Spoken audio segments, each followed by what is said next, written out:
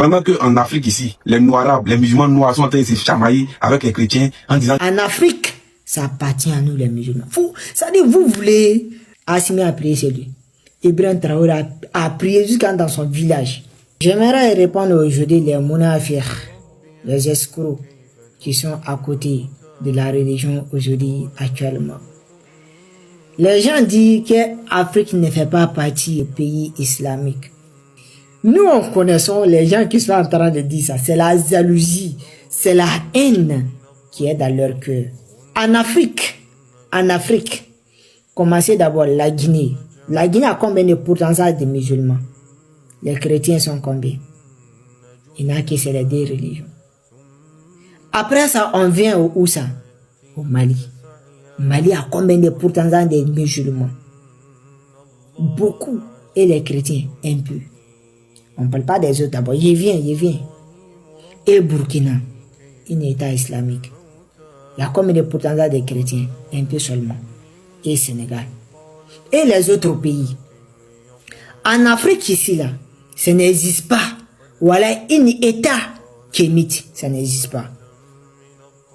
On dit toujours tant les musulmans. Il n'y a pas un État kémite en Afrique. Il n'y en a pas. Parce qu'en Afrique ici, là, quand Tabaski est arrivé dans cette année-là, vous avez vu les présidents, ils sont restés sur eux. Doumbouya a prié sur lui. Assimi a prié sur lui. Ibrahim Traoré a prié jusqu'à dans son village. Tous les autres présidents, ils se sont déplacés. Ado même là, notre grand-père, Ado, mes respects. Lui-même, il s'est déplacé pour aller dans les grandes mosquées de Golfe. Chaque année, lui-même là, dans l'Aïlatul Qadr, il est allé chercher là-bas. Notre père Ado, il s'est déplacé pour aller là-bas. En Afrique, ça appartient à nous les musulmans. Ça dit, vous voulez, ça nous appartient. Vous ne voulez pas, ça nous appartient. Aujourd'hui, là, on va compter les musulmans partout en Afrique.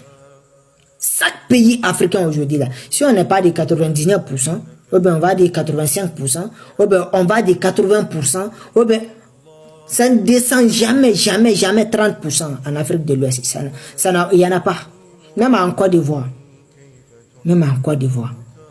Aujourd'hui, là, partout en Afrique, là, ça appartient à les musulmans. C'est nous qui dominons, c'est nous qui sommes au-dessus de tout.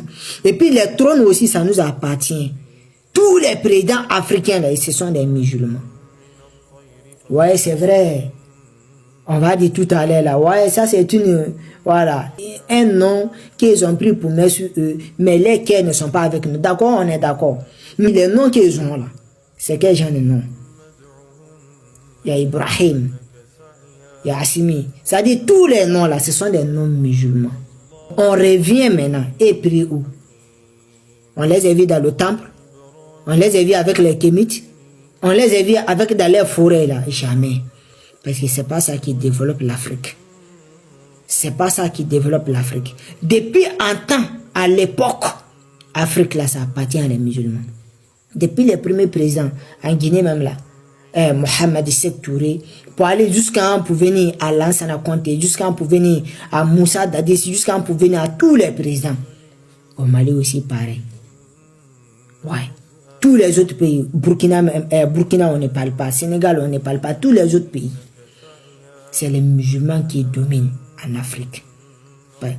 Vous voulez, c'est ça. Vous ne voulez pas, c'est ça. Parce que quelqu'un même qui réfléchit bien là, il ne peut pas vous suivre. Pourquoi? Quelqu'un qui dit, viens à la coutume de mes ancêtres, n'apprends pas, n'apprends pas français, n'apprends pas anglais, n'apprends pas espagnol, n'apprends pas arabe, n'apprends pas aucune langue internationale. Alors que eux-mêmes là, ils n'ont aucune langue internationale.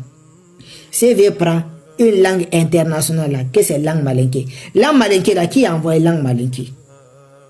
Qui a envoyé langue malinké? C'est Karamo Souleymana. Karamo Souleymana, c'est un quoi? C'est un Guinéen, il était en Côte d'Ivoire. Après, il a écrit tous ses livres. Lui-même, il a grandi dans l'islam, décédé sous l'islam. Il n'est jamais de langue qu'il veut créer là. Ça appartient à les Kémites, non. Et de qui c'est une langue africaine pour les Malinké. Mais, quelqu'un même qui a créé une langue, Allah subhanahu l'a donné inspiration. Il a écrit livre, il a écrit tout. Il n'y a pas de nom qui est mis dedans. Lui-même, il est musulman, il priait tout. Il avait sa mosquée, tout. Vous voulez dire quoi? S'il n'y a pas quelque chose que vous allez faire aujourd'hui, ça va nous faire mal. Parce qu'on connaît déjà. Ce qui est dans votre cerveau là, c'est trop petit. C'est trop petit.